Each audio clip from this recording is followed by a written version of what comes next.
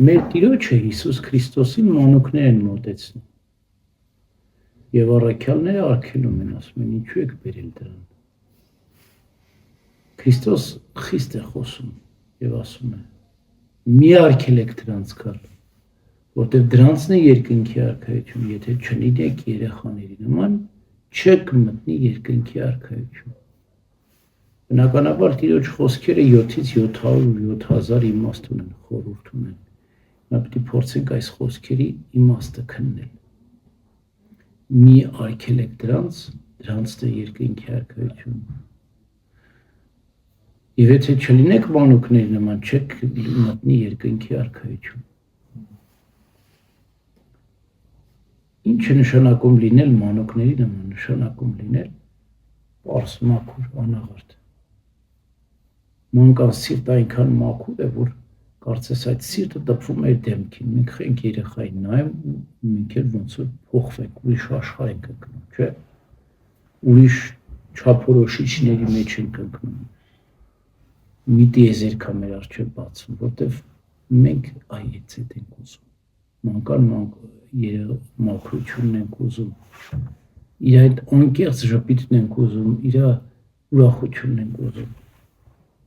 իր պարզությունը, մաքրությունն ենք ուզում, որ անմեղ է եւ ոչ միայն անմեղ, այլ անմեղ սունակ է մանուկը, չի կարող մեղ գործել, տեսեք։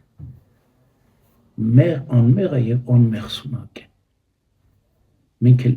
ինչպես Հովհաննես Ավետարանիչն է ասում է, ով Աստծուց է ծնվել, չի կարող մեղ գործել։ Դա քրքիր է ասում, էլի։ Երեխայի նման է դառնում, անմեղ սունակ։ Շատ խոր իմաստ կա, այսինքն երբ որ դու հասել ես այն մանկան մաքրության, այդ սրբությանը, դարձել ես անմեղ սունակ, Հովհաննես Ավետարանչի ասելով, դու արդեն չես ուզում եւ չես կարող մեղ գործել, քանի որ չես ուզում, չես կարող մեղ գործել, դու ուզում ես քո կյանքը նվիրել Աստծուն, ամբողջովին բարին գործել։ Ուրեմն սա աստվածաբանական տեսանկյունը, այդ Տիրոջ ասած խոսքի, որ մինչև չլինեք մանուկների նման, այդ մաքրությանը չհասնեք, հավատքի այդ բարձրությանը չհասնեք, մտքով, սրտով եւ մարմնով մաքուր չլինեք, ինչպես մանուկը, չեք մտնի երկնքի արքայություն։ Հիմա առաքյալների մոտեցմանը նայենք։ Առաքյալները մտածում էին, որ մանուկները ոչինչ չեն հասկանում եւ արգելում էին մանուկներին։ Մենք այստեղ աստվածաբանական հարցեր ենք քննարկում։ Երկնքի արքայության քարոզն ենք անում, որումների առակը երեխաները կհասկանան, սերմացանի առակը կհասկանան։ Տարեք խանգարում են այդ երեխաները։ Բայց մեր Տերը չասեց, չեք արգելում։ Երեխան ընդհանրապես գիտակցության, հավատքի գիտակցության մի քանի աստիճաններ կա։ Ամենաբարձր հավատքի գիտակցությունը դա մտավոր գիտակցություն, երբ որ մարդը ամբողջովին հասկանում է ամեն ինչ։ Բայց կա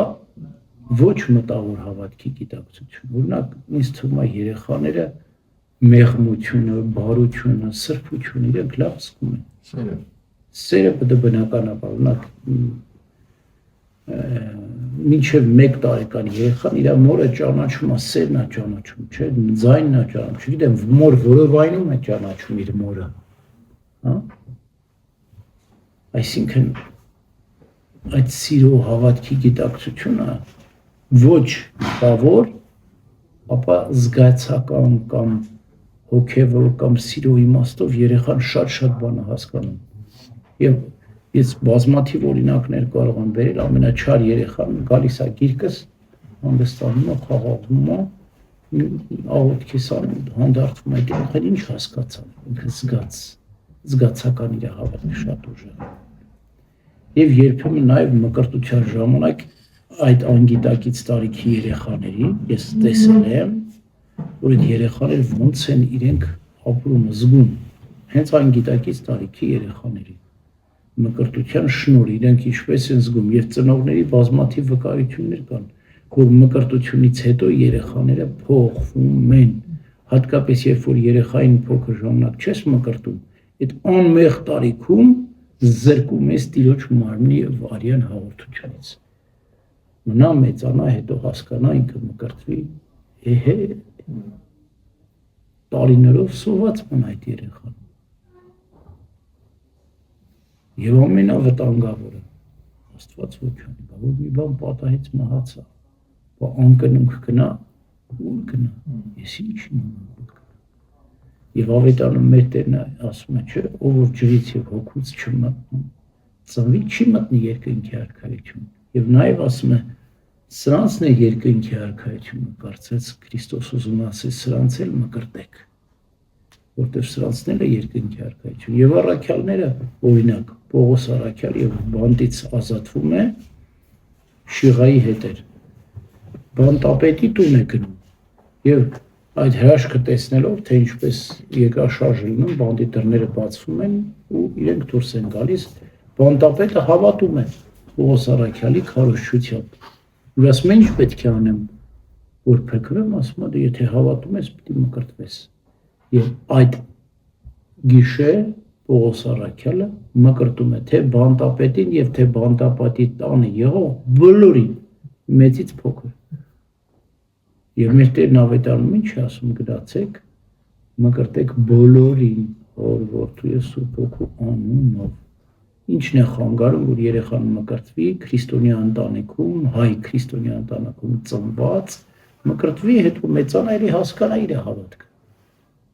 Ոչ մի բան չի խանգարում։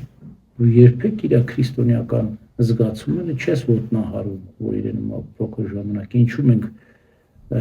հայերեն սովորեցնում ենք, հայկական դպրոց ենք տանում, հայ գիտակցությունն ենք ձևավորում երեխայի մեջ, որտեղ հայ ծնողներից ծնված է եւ քրիստոնեություն ասում են, գիտես ինչ կա, չէ։ Այդ նույն ձև թող մեծանա որոշի հայ ուզում ինքը լինի, թե չէ։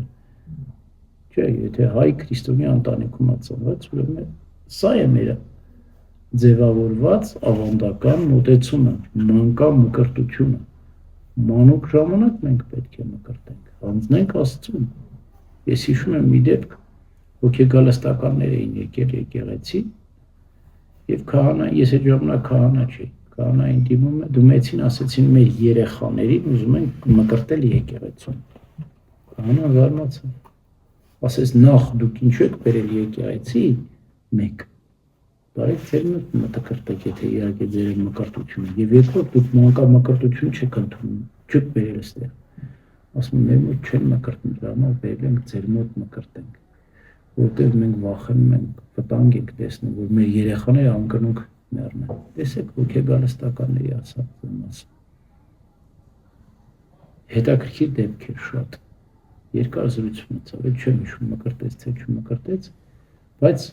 երկար զրույց ունեցավ իրանց հետ եւ հասկացանք, որ անգամ մանկամկրտությունը մերժողներն էլ երբեմն հասկանում են, որ այդ մանկամկրտությունը ճիշտ է։